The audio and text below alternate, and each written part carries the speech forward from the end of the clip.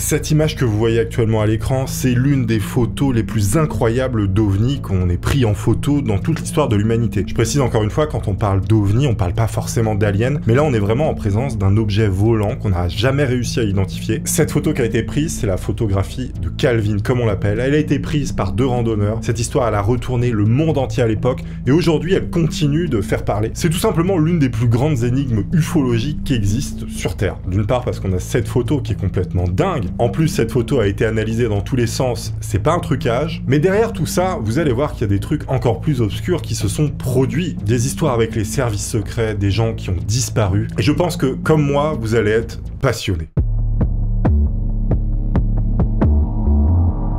Cette histoire elle va commencer le 4 août 90 vers 20h30 dans le village de Calvin qui est situé dans la région de Perth, tout ça à Kinross, en Écosse. Vous avez 2 amis qui vont partir en randonnée en vélo, tout ça près de Craiggower Hill, tout ça à côté de Calvin. On est à environ 21 km de Pilotieri, je vous mettrai une petite carte comme ça, vous situez à peu près où c'est. Donc les conditions météo, elles étaient plutôt favorables et il y avait une bonne visibilité. Donc vers 21h, alors que le soleil il va commencer à se coucher, les 2 hommes ils sont témoins d'un phénomène absolument extraordinaire. Il y a un immense objet en forme de diamant d'environ 30 mètres de longueur qui flotte tout simplement immobile et silencieux dans le ciel devant eux. C'est cette fameuse photo qui a été prise. Du moins vous allez voir que c'est pas la seule photo qui a été prise. Il mesure environ 30 mètres de long, il flotte parfaitement et immobile et silencieux dans le ciel devant eux. Sa teinte elle est gris foncé, presque noire, avec un aspect métallique. L'engin il possède ni lumière, ni hublot, ni moteur visible. On voit aucune fumée, rien de spécial, on se dit mais c'est quoi ce truc? Et donc pendant qu'ils observent cet objet, il y a un avion de chasse, un Harrier de la Royal Air Force britannique qui va apparaître dans le ciel. L'appareil militaire il va effectuer plusieurs manœuvres autour de l'objet mystérieux. Apparemment il tournait vraiment autour pour voir ce que c'était et il va finir par disparaître au sud-est. Vous avez l'un des 2 témoins qui prend une série de 6 photographies en couleur avec un appareil Kodak. Et donc l'instant d'après, l'OVNI va commencer à s'élever verticalement puis disparaître à une vitesse fulgurante sans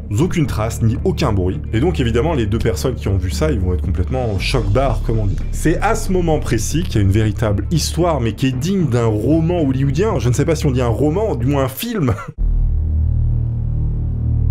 Donc la plus célèbre de ces 6 images, elle va révéler clairement un objet en forme de diamant suspendu dans le ciel, tandis qu'en arrière-plan, juste en dessous, apparaît ce qui ressemble à un avion de chasse arrière. L'image, elle va laisser penser que l'avion, il suit l'objet ou tente de l'intercepter, ce qui va ajouter une dimension dynamique à la scène. Et elle présente, à première vue, aucun signe évident de falsification. Conscients de la portée de leur découverte, ces 2 hommes qui vont agir rapidement après l'incident, ils vont rapporter leur témoignage à la Royal Air Force, donc à l'armée. Ils vont dire, les gars, on a vu quelque chose. Et donc en août 90, c'est le journal Daily Records de Glasgow qui va recevoir la série de photographies qui montre un prétendu OVNI ainsi que les négatifs. Enfin, c'est pas un prétendu OVNI, c'est un véritable OVNI dans le sens où c'est un objet volant qu'on n'arrive pas à identifier. Mais on sait pas ce que c'est encore une fois. Il y a bien quelque chose qui vole. Alors au lieu de les publier, eh bien, la rédaction elle va contacter le ministère de la Défense pour obtenir un commentaire de l'armée de l'air sur cette observation. Ils vont se dire bon, on va éviter de publier un truc qui peut finalement être secret défense et se porter préjudice. Le journal il fait quand même attention. Ça peut être dangereux de publier des choses qui sont secret défense, vous imaginez. Et donc en retour, le ministère il a demandé poliment que le journal leur prête les photos et les négatifs afin de les analyser. Le journaliste il va accepter, pensant qu'on va lui rendre les photos et les négatifs une fois envoyés. Tout ça part à l'armée et plus jamais il ne les reverra. Évidemment le mec n'avait pas fait de copie. Le 26 août 1990, c'est Craig Linsley, un officier de la presse de la Royal Air Force de Pittravie-Castle, qui est chargé de faire la médiation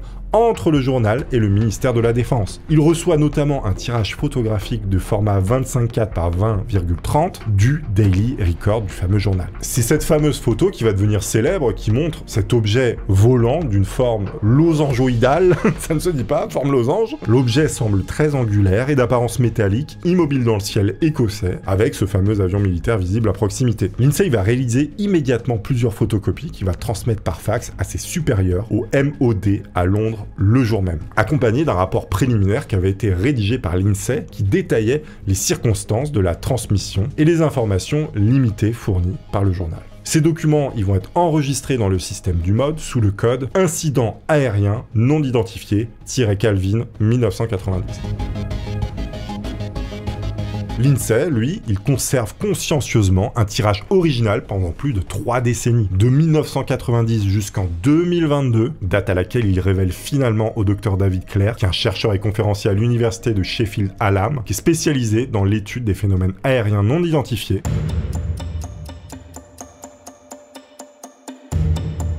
Durant plus de 30 ans, le ministère de la Défense britannique, il va tout classer secret défense. Les photos, les rapports, les témoignages, tout ce qu'il y a autour de cette affaire pendant 30 ans, c'est classé top secret. Évidemment, à un moment donné, on va arriver à la date d'échéance de ce secret, et dès qu'on commence à s'approcher de cette date, eh bien, le secret, il est de nouveau prolongé jusqu'en 2076. Cette décision sans précédent, elle va susciter évidemment une vague d'indignation parmi les chercheurs et les passionnés d'ufologie, qui va renforcer évidemment la certitude que le gouvernement dissimule des choses, et c'est bien normal de penser ça. Pourquoi classer secret défense une pauvre photographie en noir et blanc ? Je ne sais pas. C'est peut-être un engin de développement secret de l'armée, c'est tout à fait possible. Mais on ne sait pas. Cette prolongation du secret, elle est d'autant plus intrigante que la plupart des dossiers concernant les observations d'OVNI au Royaume-Uni ont été déclassifiés progressivement depuis les années 2000. Entre 2008 et 2013, le MOD, donc le ministère de la Défense, il a rendu public plus de 60 000 documents relatifs aux observations d'OVNI. Mais le dossier Calvin, il fait partie des très rares exceptions à être encore top secret. D'où un petit peu la stimulation autour de cette photo qui est complètement incroyable. Alors au fil des années, les chercheurs, journalistes et passionnés d'OVNI du monde entier vont tenter de retrouver les photographies originales de Calvin, ou à défaut des copies de qualité. Sauf que ces recherches vont demeurer totalement infructueuses, tout comme les tentatives pour localiser les deux protagonistes qui ont pris la ou les photos. Lindsay il affirme avoir vu un gros plan de l'image révélant les détails précis de l'objet, notamment ce qu'il décrit comme des rivets et des coutures. Andrew Robinson, qui est un expert en photographie, il va chercher à déterminer si ce tirage est un artefact sans trancher sur la nature de l'objet photographié. Le but, là, actuellement, c'est de voir si cette photo est tout simplement un fake ou pas. Pas de savoir ce qu'est l'objet en lui-même, déjà de savoir si cette photo, elle a été trafiquée. Donc il y a un expert qui va se pencher là-dessus pour vérifier si c'est pas un gros fake. Son analyse, elle va reposer sur une expertise technique des supports et des processus photographiques, où Kodak joue un rôle central en tant que fabricant dominant des papiers films de l'époque. C'est dans ce contexte que va intervenir un monsieur qui s'appelle Nick Pope, un ancien employé du MOD, donc du ministère de la Défense, qui dirige l'unité d'investigation des signalements d'OVNI, qui est connu sous le nom de secrétariat 2A, comme nous ici on a le GEPAN. Eux, ils avaient le 2A, alors je sais pas si aujourd'hui ça a changé. Et tout ça, il va le diriger de 91 à 94, donc il est en plein dedans. Il va s'avérer que Pop conserve un tirage en noir et blanc de la photographie de l'OVNI de Calvin, réalisé à partir du négatif couleur original. Et donc il va proposer de donner cette copie à Clark et Robinson pour qu'ils l'étudient. Ce tirage, il constitue de très loin la meilleure représentation disponible de l'objet énigmatique, confirmant à la fois les descriptions des témoins oculaires et le dessin de Craig Linsley. Il va combiner cette analyse matérielle avec des témoignages notamment de Craig Linsley et des archives historiques. Il a deux objectifs réellement durant cette analyse. C'est déjà confirmer l'authenticité du tirage de cette photo, confirmer que c'est bien une copie originale qui est étudiée par le MOD et évaluer si l'image elle reflète une scène réelle ou une manipulation. À l'époque, faire un fake, ça pouvait se voir très rapidement. Alors Kodak, en tant que marque emblématique, elle va fournir un cadre technologique clé pour cette investigation. Ces produits étant omniprésents dans les laboratoires photographiques des années 90. Robinson, il va faire toutes ces analyses et il va arriver à une conclusion, déjà une première conclusion, c'est que cette photo est une véritable copie authentique qui n'a pas été trafiquée. Cette certitude, elle repose sur la correspondance entre le tirage, les photocopies faxées et les images vues foil de 2009. Tout ça confirmé par des détails comme une marque unique dans le coin supérieur gauche. Vous avez également le papier Kodak Ektacolor 78 qui est identifié par son filigrane où on peut lire dessus « This paper manufactured by Kodak ». Il y a des caractéristiques aussi de l'empreinte Kodak. Le tirage est un monochrome sur papier couleur Kodak Ektacolor 78 et il y a un rapport en résine RC qu'on appelle, qui est introduit par Kodak en 68 pour accélérer les processus de développement, qui est largement utilisé dans la presse et dans les laboratoires grand public. Là, on entre un petit peu dans la technique, mais c'est important de comprendre pourquoi cette photo a bien été validée. On peut pas se baser sur des on-dit, il faut des preuves, et ça, c'est des preuves. Donc Robinson, il note que ce papier, il est conçu pour la chimie EP2, comme on l'appelle, qui va révéler une couche orange-rouge sous émulsion, qui est typique des papiers couleur Kodak, confirmant qu'il s'agit d'une impression à partir d'un négatif, probablement un film Ilford XP1, bien que Kodak produisait aussi des films comme Plus X ou T-Max. Donc le code d'impression qui est 280231 N2N 228504, ça va suggérer des réglages standards pour un mini-lab, un équipement où Kodak dominait le marché. Vous avez également l'aberration chromatique qui est observée, qui est liée à une lentille d'agrandissement de moindre qualité, qui est cohérente encore une fois avec les mini-labs Labs Kodak des années 90. Robinson, il exclut une manipulation grâce à la continuité du grain. C'est un critère de qualité des émulsions Kodak qui joue un rôle implicite, qui prouve que ça n'a pas été modifié. On n'est pas sûr par contre du lieu où a été prise cette photo. Là, on n'a jamais trop su. On pense que c'est vers Anthem, près de Calvin, et ça reste relativement incertain. L'hypothèse que cet emplacement serait vers un lac va être rapidement écartée pour des raisons visuelles. En confirmant l'absence de manipulation, il confirme que c'est bien un enregistrement authentique d'une scène réelle, qu'elle soit extraterrestre, militaire ou même mise en scène. Cette photo est une vraie photo, il n'y a pas de traficotage. Alors malheureusement, l'étude, elle va avoir du mal à analyser l'objet en lui-même, déjà parce qu'il est très loin, la photo elle est quand même de qualité plutôt basse. Et ce qui est dommage, c'est qu'on a du mal aussi à préciser l'emplacement où elle a été prise. L'absence des négatifs originaux, peut-être les films Kodak ou Ilford, et de ces 5 autres prétendues photos va limiter l'analyse. Comme tous les incidents d'OVNI, le cas de Calvin, il va donner lieu à beaucoup d'interprétation. Et donc voici les principales théories qui sont avancées, moi j'adore ça. Certains supposent que l'objet pourrait être un prototype secret de l'avion furtif américain F-11-17A ou un B-2 Spirit, ou un autre aéronef expérimental confidentiel qu'on n'aurait jamais vu. Ce qui est extrêmement probable, vous me direz. Cette théorie, elle est renforcée par le contexte géopolitique de l'époque. Faut savoir qu'en 90, la guerre froide, elle touchait à sa fin, mais les développements militaires secrets, ils restaient très nombreux. L'Écosse abritait plusieurs bases militaires et zones d'essai aéronautiques britanniques et américaines, ce qui faisait un lieu très propice pour les expérimentations de technologie. Regardez cette photo que j'ai trouvée. Donc là, c'est un mec qui demande, vous pensez pas que la photo de Calvin, ce serait finalement ça, un rocher qui est posé dans l'eau, et le reflet en dessous fait de la symétrie. Il se trouve que sur la photo de Calvin, il n'y a pas du tout de symétrie, comme on peut voir sur ce rocher qui semble flotter dans les airs, alors qu'il est tout simplement dans l'eau. Mais c'est vrai que le parallèle, il est vachement bien, parce que ça ressemble beaucoup, mais c'est pas le cas. Cette hypothèse, elle explique pas pourquoi le MOD, donc les services de défense, a si soigneusement dissimulé les informations sur l'incident et prolongé la période du secret jusqu'en 2076. De plus, l'objet qu'on voit sur la photo, il ressemble pas du tout à un F-117A ou un B-2 Spirit, c'est très très loin de ça, ou même tout autre aéronef connu. En plus, les capacités qui ont été décrites par les témoins, notamment la capacité de l'engin à rester parfaitement immobile, puis à s'élever verticalement à grande vitesse, ça correspond encore une fois à absolument aucune technologie qui existait à l'époque, même des technologies expérimentales de l'époque. Même aujourd'hui, on a du mal à faire des choses comme ça, voire on n'y arrive pas. Comme on l'a vu tout à l'heure, la théorie du caillou dans l'eau, pour expliquer la célèbre photo de Calvin, a longtemps été avancée comme une explication rationnelle du phénomène. Cette hypothèse suggérait que l'objet mystérieux n'était qu'un simple caillou jeté dans un plan d'eau, ce qui va créer une illusion d'un objet volant. Comme je vous l'ai dit, cette théorie, elle va s'effondrer face aux analyses modernes, parce que les analyses d'Andrew Robinson, elles écartent toute possibilité de réflexion dans l'eau. Par ailleurs, et grâce à la colorisation avancée réalisée par Color Eye Surprise IA, et corroborée par d'autres programmes, il y a encore plus de détails qui vont émerger de ces photos. Merci l'intelligence artificielle, hein. Vous allez voir, ça va être un truc de dingue dans les années qui viennent. Le simple réglage des niveaux sur la photo va démontrer clairement qu'il ne s'agit pas d'un plan d'eau, mais bien du ciel avec des nuages visibles sur la gauche. Alors plus frappant encore, les points lumineux qui apparaissent sur le côté droit pourraient être des étoiles, ce qui correspondrait parfaitement au moment de la prise de vue. Alors en bas à gauche, au-delà de la clôture, il y a une teinture jaune verdâtre qui est discernable, coïncidant avec les champs et bois documentés par les enquêteurs sur le site. On distingue même une crête montagneuse qui s'aligne avec le paysage connu. Ces éléments géographiques et atmosphériques, qui sont cohérents, rendent l'hypothèse du caillou dans l'eau totalement incompatible. Donc ce n'est pas un caillou dans l'eau,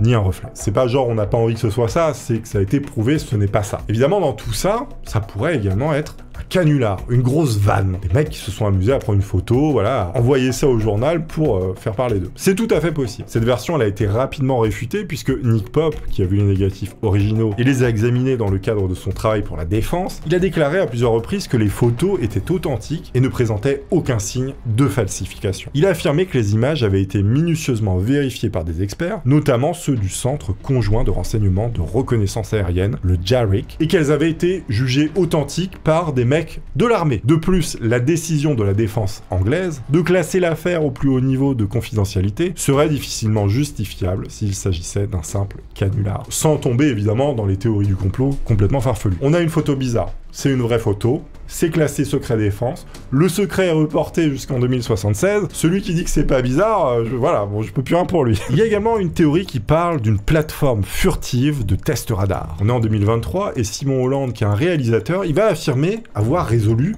Le mystère. D'après lui, l'objet en forme de diamant serait une plateforme furtive conçue pour échapper au radar en phase de test. Il pense qu'elle aurait été lancée depuis l'usine de l'entreprise de défense BAE Systems à Weirton, dans le Lancashire, pour exercice au-dessus des Highlands écossais. Cependant, il va éviter de répondre à la question sur la présence de cet avion de chasse. Il va un peu écarter la question en disant que c'était à une société privée, notamment à BAE Systems, et donc il faisait des essais avec les avions et cette plateforme. Plus précisément, bien que BAE Systems ait été impliqué dans la conception et la fabrication de ces fameux avions, les appareils opérationnels étaient exclusivement sous le contrôle des forces armées britanniques ou américaines. L'absence de registre de vol pour cette date et cette zone représente également un problème majeur pour cette théorie. On n'a pas le recensement du vol de cet avion à ce moment-là.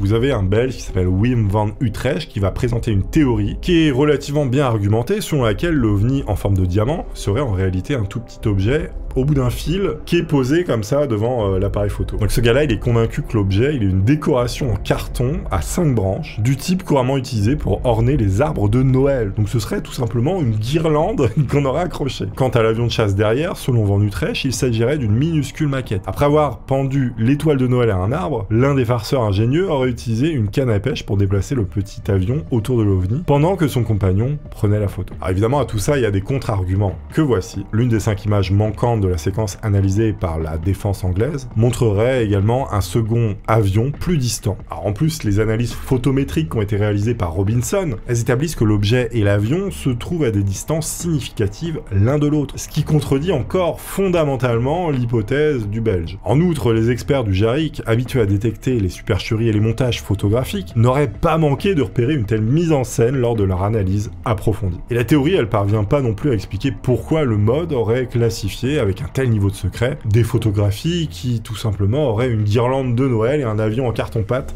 tout près de l'objectif. Le mystère, évidemment, il est totalement amplifié par l'absence de renseignements sur les deux témoins. Cette situation, elle est d'autant plus troublante lorsque l'on sait que le témoin, il a communiqué des informations personnelles en même temps que la photo au Daily Record et qu'il n'avait jamais sollicité l'anonymat. C'est-à-dire qu'on n'a jamais entendu parler d'eux, alors qu'ils n'étaient pas censés être anonymes. On sait par ailleurs que le mode, il conserve généralement des archives détaillées des témoins impliqués dans des observations d'OVNI, notamment lorsque celles-ci font l'objet d'une enquête officielle. Selon les procédures standards du mode, les témoins d'incidents aériens non identifiés sont interrogés et leur déposition, elle est consignée dans des dossiers très spécifiques. L'absence apparente de ces informations dans le cas de Calvin suggère soit une perte délibérée des informations, mis ça un peu de côté, soit une classification encore plus stricte sur les personnages impliqués dans cette affaire. Évidemment, il y a un autre élément encore plus étrange, une note cryptique qui est inscrite derrière une des photos, c'est écrit en rouge. Dessus, on peut voir Kelvin Russell, CO Daily Records Glasgow. Cette annotation, elle a relativement déconcerté les enquêteurs, car aucune trace d'un tel individu travaillant pour le journal, qu'il soit employé ou pigiste ou je ne sais quoi, n'a jamais été trouvé. Un personnage fantôme qui est inscrit derrière la photo. Malgré des recherches, l'identité et le rôle de Kevin Russell, donc ce fameux mec marqué derrière une photo, elle demeure totalement inconnue. David Clerc et l'équipe d'investigation a eu connaissance de cette mention dès début 2022. Mais ils ont choisi de garder cette information privée jusqu'à ce qu'ils aient épuisé absolument toutes les pistes. Là, ils l'ont rendu public. Il y a une enquête qui va durer 10 mois pour essayer de trouver justement ce personnage un peu mystérieux. Ils vont contacter plus de 200 personnes à travers l'Écosse, des personnes qui portent ce nom, mais aussi ailleurs. Et tout ça, sans succès. Il y a une découverte qui va toutefois révéler qu'un Kevin Russell, qui a la vingtaine, avait travaillé en tant que commis de cuisine à l'hôtel Pitlochry Hydro entre 90 et 91. Il venait apparemment de Glasgow ou de Falkirk. Mais malgré tout ça, on va jamais retrouver vraiment qui est ce Kevin Russell qui est marqué derrière l'une des photos. En 2024, il y a un nouveau témoignage qui va faire surface et qui est relayé par le Daily Mail. Il s'agit de celui de Richard Grieve, qui est un ancien collègue de travail supposé des deux témoins au sein de l'hôtel Fisher durant l'été 90. Donc il aurait connu les deux personnes qui ont pris la photo. Je vous la fais courte parce que le mec il pue le mythomane à 1000 km. Il va raconter que c'était des collègues à lui, qu'il y a des mecs habillés en costard noir qui sont venus et après ces deux collègues ont disparu, il les a plus jamais revus. Autant vous dire que il y a aucune preuve et que son récit il pue vraiment quoi. Bien que les projets secrets à budget noir existent, la technologie qui a été observée par ces deux hommes qui ont pris la photo, eh bien, ne correspond à rien qu'on connaisse aujourd'hui. C'est-à-dire, on n'arrive pas à faire des trucs qui décollent aussi rapidement vers le haut. À part peut-être une fusée, mais là, visiblement, moi, j'ai jamais vu une fusée qui tient toute seule dans le vide. Et donc, si BAE Systems avait développé une telle technologie en 90, elle aurait certainement été dévoilée depuis. L'affaire Calvin, elle survient également dans le contexte où l'intérêt pour les phénomènes aériens non identifiés connaît un renouveau, notamment au Royaume-Uni. Entre 89 et 92, la vague d'observation dans le triangle de Bonnet Bridge, en Écosse, battait son plein. Avec des centaines de témoignages similaires, cette concentration géographique géographique et temporelle d'observation inexpliquée, elle a conduit certains chercheurs à établir des corrélations entre ces différents événements. On a tous envie que ce soit ça. Moi, je veux que ce soit un ovni d'aliens, d'extraterrestres. Je veux des aliens. Donnez-moi des aliens. L'affaire, elle va prendre une nouvelle dimension en 2023 avec l'attention croissante portée aux phénomènes aériens non identifiés. Les États-Unis, ils ont même créé en 2022 l'ARO, qui est le All Domain Anomaly Resolution Office. Tout ça pour étudier ces phénomènes, tandis que la NASA a même publié un rapport appelant à une approche scientifique et rigoureuse de la chose. Et donc, dans ce contexte, le cas de Calvin, il est régulièrement cité comme l'un des exemples les plus documentés d'observations inexpliquées. Alors perso, j'ai une version payante de ChatGPT que j'utilise absolument tous les jours. Et juste pour tester, eh bien, je lui ai fait manger une tonne de PDF d'universitaires sur l'analyse numérique d'images dans l'espoir de le rendre plus fort. Donc après, je lui ai envoyé cette fameuse photo de Calvin pour voir ce qu'il en pensait. Il a fait ça à tambouille avec tout un tas d'analyses différentes. Il a retourné l'image dans absolument tous les sens. Et lui est arrivé à la conclusion que c'est bien un objet qui a été mis devant l'objectif, c'est-à-dire un trucage. Mais pas un trucage numérique, un trucage fait à la main, donc un truc en carton-pâte qui a été positionné devant. Après, on sait très bien le crédit qu'on peut donner à ChatGPT, qui est plutôt proche de 0. Moi, j'ai envie que ce soit des aliens. Je sais pas pour vous. Dans tous les cas, je vous invite à aller voir cette vidéo. J'espère que vous aurez apprécié celle-ci. Merci à tous, à très vite chez Père Tounlar. Au revoir.